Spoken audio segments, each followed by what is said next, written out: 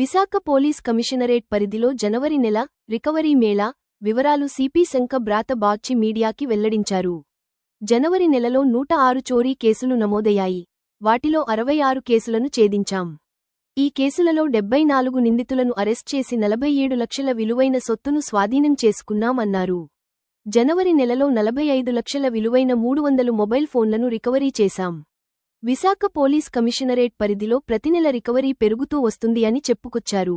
కేసులను ఛేదించడంలో అత్యుత్తమ ప్రతిభ కనబరుస్తున్న పోలీస్ సిబ్బందికి అభినందనలు తెలిపారు. అలానే క్రికెట్ బెట్టింగ్ కేసులో కూడా ఇప్పటి వరకు 12 మందిని అరెస్ట్ చేశాం. క్రికెట్ బెట్టింగ్లో మోసపోయినవారు ధైర్యంగా ముందుకు వచ్చి ఫిర్యాదులు చేయాలి.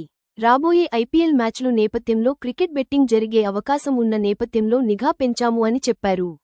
ఈరోజు బీచ్ రోడ్డులో లారీ ప్రమాదం జరిగిన ప్రాంతాన్ని బ్లాక్ స్పాట్గా గుర్తించాం. భవిష్యత్లో ప్రమాదాలు జరగకుండా చర్యలు తీసుకుంటామని అన్నారు.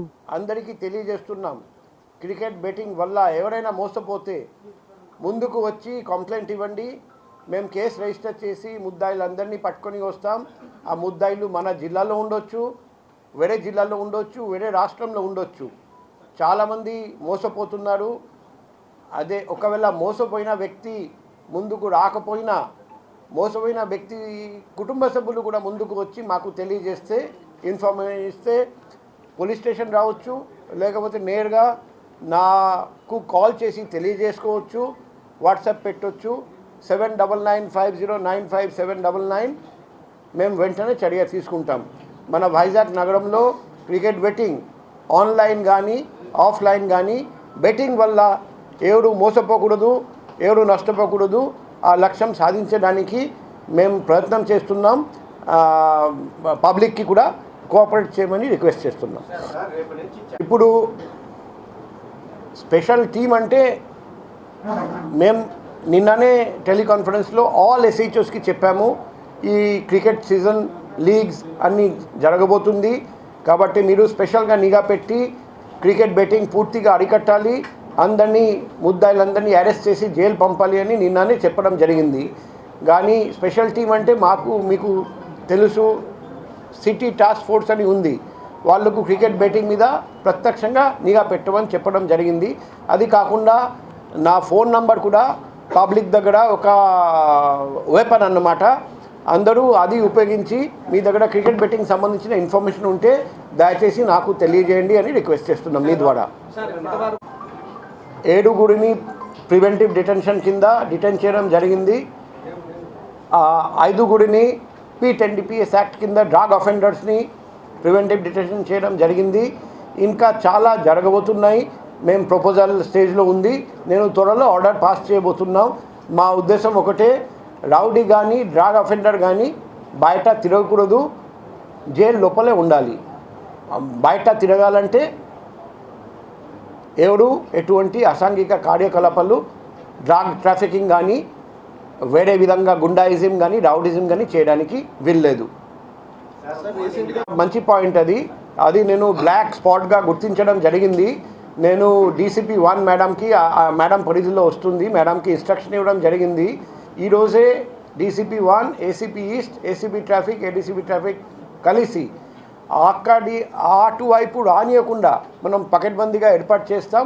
ఎందుకంటే 3 years బ్యాక్ కూడా మాకు తెలిసింది, ఒక వ్యక్తి అక్కడ కూర్చొని ఉంటే ఆయన ఒక SP గారి తండ్రి, ఆయన కూడా చనిపోయారు. కాబట్టి ఫ్యూచర్లో అక్కడ యాక్సిడెంట్ జరగనీయకుండా కట్టుదిట్టమైన చర్య తీసుకోమని ఇన్స్ట్రక్షన్ ఇవ్వడం జరిగింది.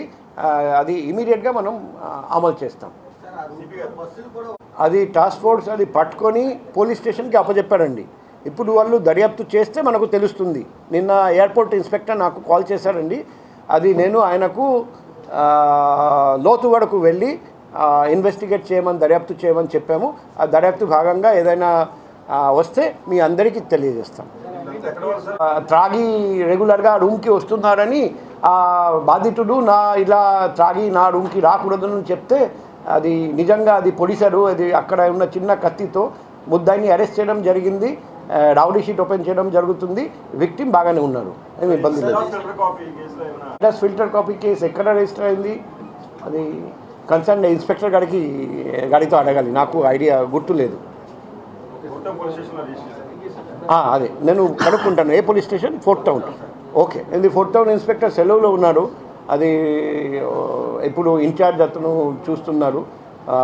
కొత్త ఇన్స్పెక్టర్ వచ్చినాక మేము కనుక్కుంటాం. సార్ రీసెంట్గా బ్రౌన్ కాకుండా ఇంకా గంజాయితో పాటు ఇప్పుడు డ్రగ్స్ కూడా ఇంకా ఎక్కువ పెద్ద ఎత్తున వైజాగ్ వస్తున్నట్టుగా తెలుస్తుంది. దీని మీద ప్రత్యేక నిఘా ఉందా సార్? ఇప్పుడు చాలా క్లోజ్ కోఆర్డినేషన్ పెట్టాము. వైజాగ్లో మన అందరికీ తెలుసు, ముఖ్యంగా రూట్ ఫర్ గాజా ట్రాన్స్పోర్టేషన్ ముఖ్యంగా ఒడిశా నుండి ఈ north coastal under districts Vizag, ఈ తర్వాత గోదావరి డిస్ట్రిక్ట్ ద్వారా వెళ్తుంది. సో మేము రెగ్యులర్గా గాంజా పట్టుకుంటున్నాం. వేరే జిల్లాలో కూడా బాగా గాంజాయి పట్టుకుంటున్నారు. ఈ సింథటిక్ డ్రగ్స్ మాత్రం ఇక తక్కువ కేసులు ఉన్నాయి, అప్పుడప్పుడు కేసులు వస్తున్నాయి. ఈ అమౌంట్ కూడా చూస్తే MDMA కానీ కోకెన్ కానీ దొరుకుతుంది, చాలా తక్కువ అమౌంట్. అంటే బహుశా వాళ్ళు ఎవరైనా గోవాకి వెళ్ళి గోవా నుండి తీసుకొస్తే అప్పుడు మనకు దొరుకుతుంది. మెయిన్లీ అది ఆ గోవా ప్రాంతంలో, అటువంటి ప్రాంతంలో సింథటిక్ డ్రగ్స్, బెంగళూరు వెస్టర్న్ స్టేట్స్లో ఎక్కువ మనకు సింథటిక్ డ్రగ్స్ దొరుకుతున్నాయి. పట్టుకున్న 2 గ్రామ్స్ కూడా ఎక్కడి నుంచి వచ్చింది సార్? పట్టుకున్న 2 గ్రామ్స్ మేము బయట చెప్పకూడదు. మేము పూర్తిగా ర్యాకెట్ని గుర్తించాము. వాళ్ళందరినీ అరెస్ట్ చేసిన తర్వాత ప్రెస్తో షేర్ చేస్తాం. ఇప్పుడు నేను ఒకరోజు రాత్రిపూట 3 గంటలకు తిరిగాము. ఆ రోజు ఒక ఫ్లైఓవర్ మీద బైక్ రేసింగ్ జరుగుతుందని చూసాము. ఇమీడియట్గా పోలీస్కి ఇన్ఫామ్ చేస్తే వాళ్ళు పట్టుకున్నారు. సో బైక్ రేసింగ్ జరుగుతుంది అప్పుడప్పుడు అని నాకు ఇన్ఫర్మేషన్ వస్తుంది. వచ్చిన వెంటనే నేను పోలీస్కి తెలియజేస్తున్నా, పోలీస్ కూడా చేస్తున్నారు. కానీ అప్పుడప్పుడు ఏమవుతుందంటే 2-3 పనుల వల్ల ఒక పని మీద ఫోకస్ తగ్గిపోతుంది. సో ఇమీడియట్గా మేము ముఖ్యంగా సాటర్డే సండే చాలా ఫోకస్ చేయమని చెప్పాను. బీచ్ రోడ్ మీద కూడా ఫోకస్ చేయమని చెప్పాము. మీకు కూడా రిక్వెస్ట్, నిన్న కూడా బైక్ రేసింగ్ ఒకరు చేస్తూ ఉంటే మేమే పట్టుకొని పోలీసు వాళ్ళకు అప్పచెప్పాము. సో మీ దృష్టిలో కూడా ఎక్కడైనా కనిపిస్తే దయచేసి మాకు తెలియజేయండి. ఇప్పుడు ఇంకొకటి చూసాము, ఇటువంటి తప్పులు, ఇటువంటి బైక్ రేసింగ్ కానీ తప్పుడు పనులు చేస్తున్నారు. చాలామంది నంబర్ లేని బైక్స్ తీసుకొని తిరుగుతున్నారు. సో అది కూడా నేరం అన్నమాట. సో మేము రెగ్యులర్గా కార్డన్ అండ్ సర్చ్ ఆపరేషన్ చేస్తున్నాం మన జిల్లాలో, మీరు చూసి ఉండొచ్చు. సో ఎక్కడెక్కడ ట్రబుల్సమ్ స్పాట్స్, ఎక్కడెక్కడ అఫెండర్స్ ఉండొచ్చు, అది కార్డన్ చేసి స్టార్ట్ చేసి చాలా వెహికల్స్ కూడా పట్టుకుంటున్నాం. సో రెగ్యులర్గా మా ప్రయత్నం జరుగుతుంది.